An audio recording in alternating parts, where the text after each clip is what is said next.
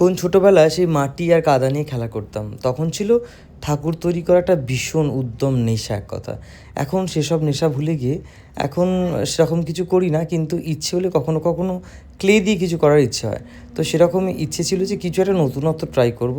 তাই প্রচুর পাঞ্জাবি করেছিল, সেখানে দুটো লটকান করতে হতো। আমি বলেছিলাম যে সেটা যদি ওই কেনা কোনো লটকান না হয়, যদি হাতে বানানো যায়। আর ও বলেছিল যে সরস্বতী পুজোয় পড়বে, তো সেজন্য মোটিভ ছিল একটা বীণা আর একটা হাঁস।